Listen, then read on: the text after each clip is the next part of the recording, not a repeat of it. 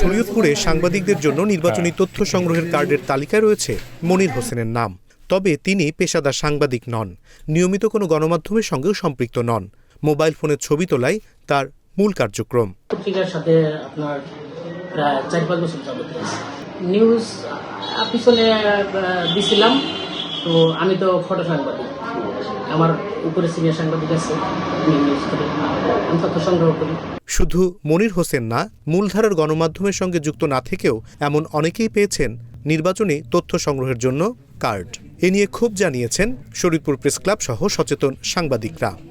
জাতীয় নির্বাচনের মতো একটি গুরুত্বপূর্ণ জায়গায় যদি দায়িত্ব পালন করতে গিয়ে এভাবে নামে বেনামে সাংবাদিক কার্ড ইস্যু করা হয় বিভিন্ন রাজনৈতিক দলের নেতাকর্মী, সামাজিক যোগাযোগ মাধ্যমের বিভিন্ন পেজের লোকজন, তো সেই ক্ষেত্রে আমি মনে করি নির্বাচনের পরিবেশ সেটি সমুন্নত রাখাটা কিছুটা চ্যালেঞ্জের মধ্যে পড়বে। আমাদের জেলায় যে আইডি কার্ড ইস্যু করছে জেলা প্রশাসক, সেই আইডি কার্ডের ভিতরে আমরা দেখলাম রাজনৈতিক লোক, বিভিন্ন দলের লোক এবং নাম সর্বস্ত পত্রিকা, যে পত্রিকার আলোর মুখ দেখে না, দৈনিক জিরি সহ বিভিন্ন পত্রিকা কার্ড দেওয়া হয়েছে। আসলে এটা আমরা যারা প্রফেশনাল সাংবাদিক, আমাদের জন্য আমি মনে করি লজ্জাজনক। আসলে এই বিষয়টাকে আমি ধিক্কার জানাই।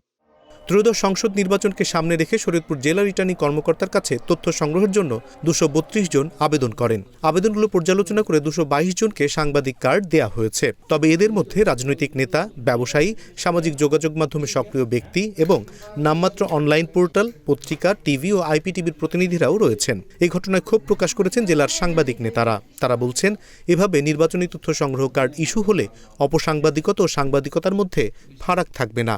মূল সাংবাদিকদের পেশাগত দায়িত্ব পালনে নানাভাবে হেনস্থার শিকার হতে হবে। প্রকৃত সাংবাদিক যারা রয়েছে তাদের পাশাপাশি এক শ্রেণীর লোক এই সাংবাদিকতার পরিচয় দিয়ে নির্বাচনকে ব্যাহত করবে না বা নির্বাচনের কোনো অপরাধজনক কোনো কাজে জড়াবে না, সেটা বলা যায় না।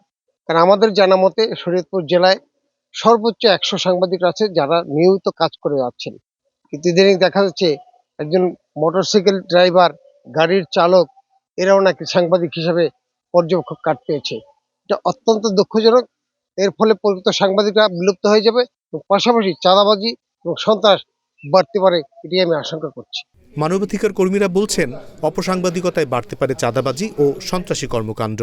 আমি এটুকু আপনাকে বলি, নীতিমালা বহির্ভূতভাবে কাউকে দেওয়া হচ্ছে না। প্রত্যেকটা জিনিস কিন্তু যেখানে ইলেকশন, আমাদের ইনফরমেশন অফিসার উনি নিজেই মেম্বার সেক্রেটারি ওই কমিটির, এবং আমাদের নির্বাচন কমিশন থেকে একটা গাইডলাইন এসেছে যে কিভাবে এটা করতে হবে, কমিটি কিভাবে হবে, সেই কমিটি ফর্ম করে দিয়েছি।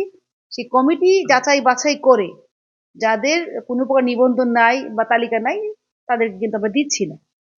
তারপর আপনাদের কাছে যদি এরকম কোনো অভিযোগ থাকে আপনারা দিবেন, আমি সেটা দেখছি। এদিকে জেলা রিটার্নিং কর্মকর্তা বলছেন, তথ্য মন্ত্রণালয় থেকে যে তালিকা এসেছে সেই তালিকা দেখে সাংবাদিকদের তথ্য সংগ্রহের কার্ড দেয়া হচ্ছে। সচেতন সাংবাদিক মহলের আশঙ্কা, ভুয়া সাংবাদিকদের হাতে নির্বাচনী তথ্য সংগ্রহের কার্ড পৌঁছালে বাড়বে দলীয় প্রভাব এবং ব্ল্যাকমেইলিং। অনিমেষ কর, ইন্ডিপেন্ডেন্ট ডিজিটাল।